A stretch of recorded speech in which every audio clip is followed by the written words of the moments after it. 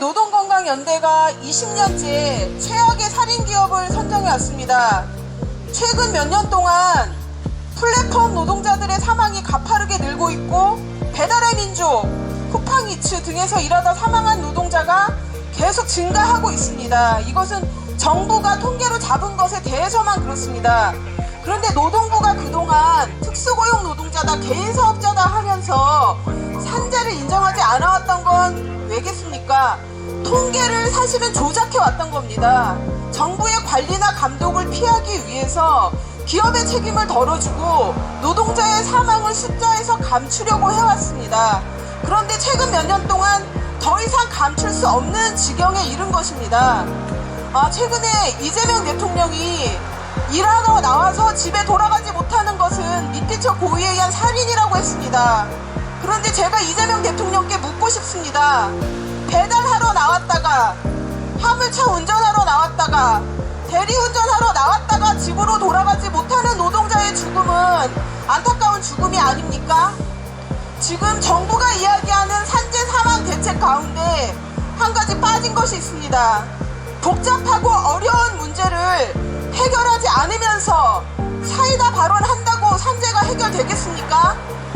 배달 업종은 이미 20, 30대 청년들이 가장 많이 취업하는 10개 직종 중에 하나입니다. 거기서 사망하는 노동자들의 수를 뺀 채로 산재 대책을 세운다는 것은 사실 가짜입니다. 저는 지금이라도 이재명 대통령과 정부가 진짜 산재 사망을 해결하고 싶다면 플랫폼 기업처럼 해결하기 어려운 기업의 문제에 해결하려고 나서야 합니다. 그렇지 않으면 사망은 줄지 않습니다. 아니, 오히려 얼마든지 통계로 가릴 수 있는 것입니다.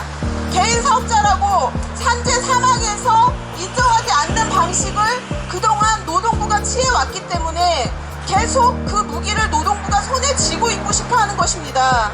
여기에 대해서 정확하게 노동자성을 따지는 것은 사실 정부가 노동자성을 따지는 문제가 아니라 일하다 죽었으면 인정하겠다라고 의지만 가지면 되는 문제였던 것입니다.